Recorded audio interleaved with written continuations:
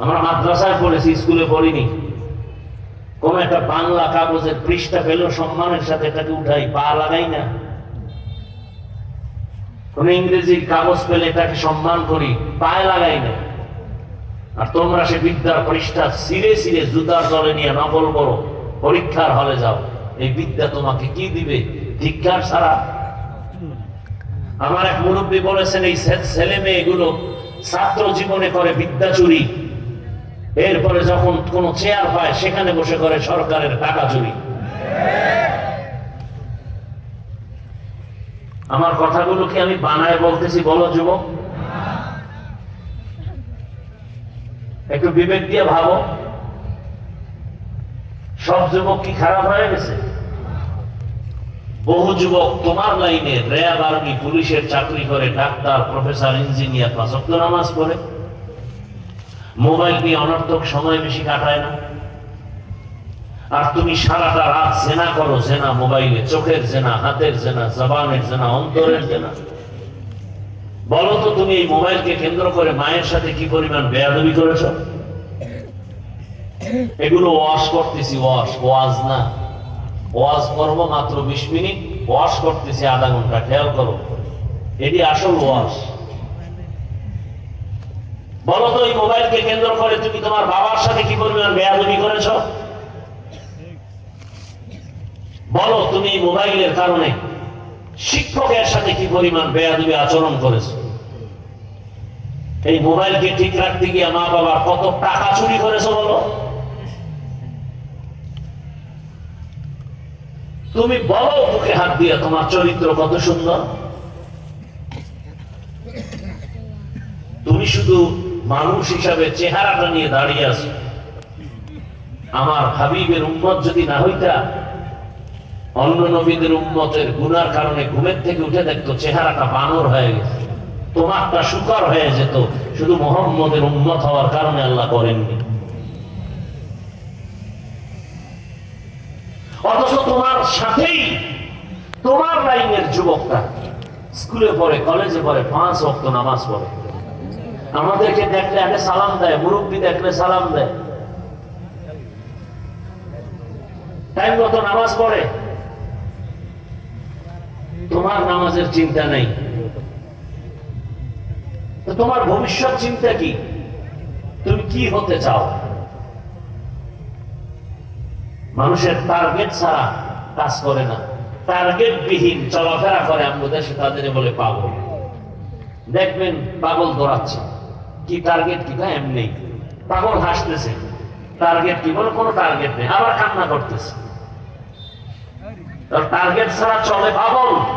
তুমি তো মানুষ, তোমাকে তো মা বাবা কষ্ট করে, না খেয়ে, ঘুম নষ্ট করে তোমাকে গর্ভধারণ করেছে আমার মা, তোমাকে লালন পালন করেছে বাবা। সে মা বাবাকে কি দেওয়ার টার্গেটে তুমি আসো?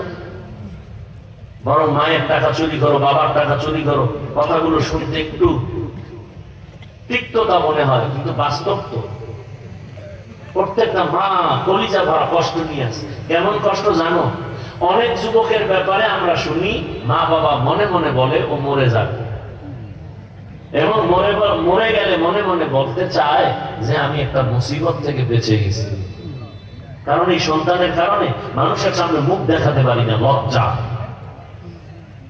আরে ছেলে, এমন মায়ের সন্তান হয়ে পৃথিবীতে কেন আসছো যে তোর চরিত্রের কারণে মা বাবা মুখ দেখাতে পারবে না?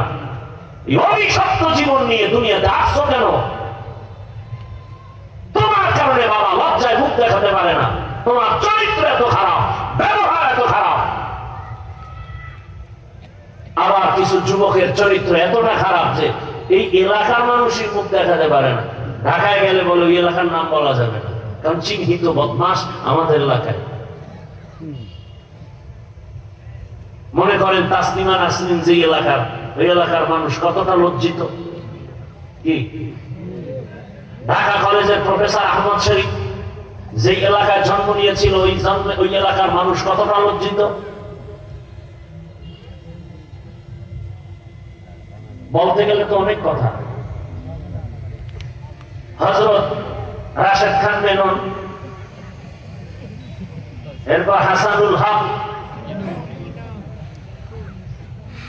এই কোয়ালিটির মানুষগুলো যেখানে আসছে, ওই এলাকার মানুষ আমাদের সামনে লজ্জা পায় কথা বলতে।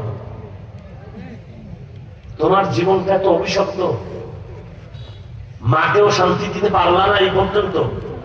তোমার কারণে বাবার মনে কষ্ট, তোমার কারণে মায়ের মনে কষ্ট, তোমার কারণে হুজুরের মনে কষ্ট, এলাকার মানুষের অন্তরে কষ্ট।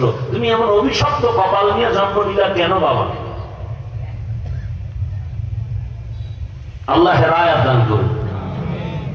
রাগ করতেছেন যুবক বাবারা, মুরব্বীরা রাগ করতেছেন? রাগ করিয়েন না।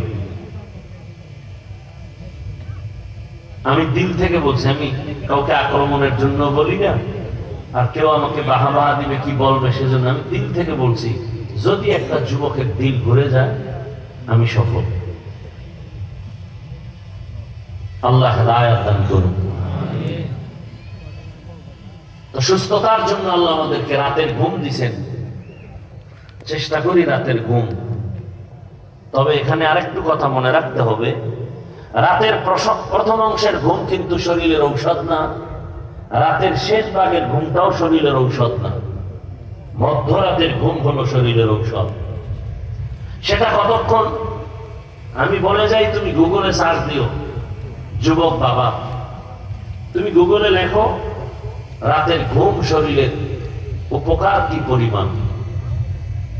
মধ্যরাতের ঘুম শরীরের ঔষধ, সেটা 9টা থেকে হতে পারে 2টা পর্যন্ত। এজন্য রহমতের নবী এসব পরেই ঘুমিয়ে পড়তেন, শেষ রাতে উঠতেন। শেষ রাতে উঠবেন কেন? আমাদের দেশে প্রতিদিন আজান দেয়া হয় কতবার? যুবক মুরব্বীরা বলেন কতবার? আচ্ছা বলেন তো, সব আজানগুলো কি সিস্টেম একই? ব্যবধান আছে? কোথায়? ফজরে কি ব্যবধানটা বলেন তো? বলেন। অর্থ কি? ঘুমের চেয়ে নামাজ ভালো।